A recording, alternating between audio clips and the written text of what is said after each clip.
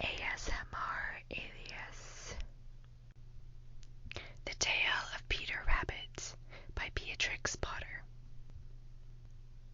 Once upon a time, there were 4 little rabbits, and their names were Flopsy, Mopsy, Cottontail, and Peter.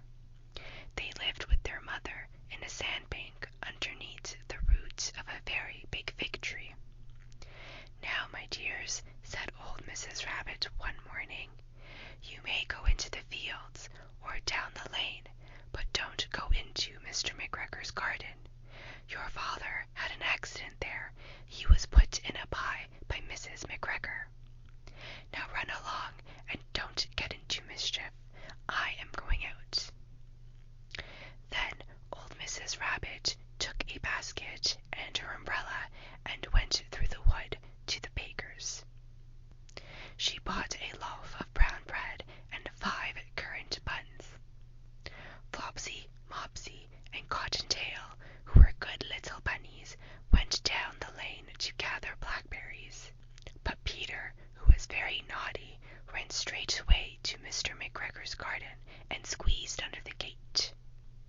First he ate some lettuce and some French beans, and then he ate some radishes, and then, feeling rather sick, he went to look for some parsley.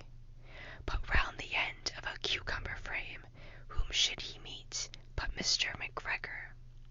Mr. McGregor was on his hands and knees planting out young cabbages, but he jumped up and ran after Peter, waving a rake and calling out, "Stop, thief!" Peter was most dreadfully frightened.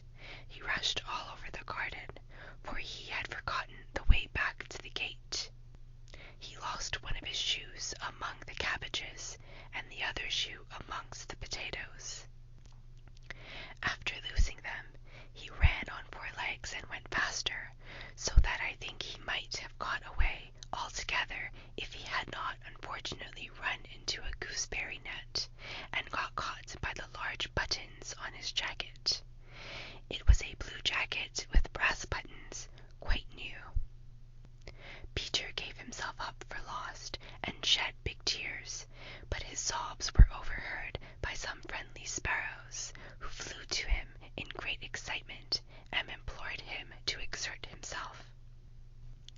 Mr. McGregor came up with a sieve, which he intended to pop upon the top of Peter, but Peter wriggled out just in time, leaving his jacket behind him, and rushed into the tool shed and jumped into a can.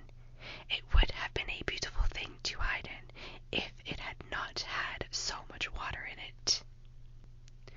Mr. McGregor was quite sure that Peter was somewhere in the tool shed, perhaps hidden underneath a flower pot. He began to turn them over carefully, looking under each. Presently Peter sneezed. "Critty-choo!" Mr. McGregor was after him in no time, and tried to put his foot upon Peter, who jumped out of a window, upsetting 3 plants. The window was too small for Mr. McGregor, and he was tired of running after Peter. He went back to his work. Peter sat down to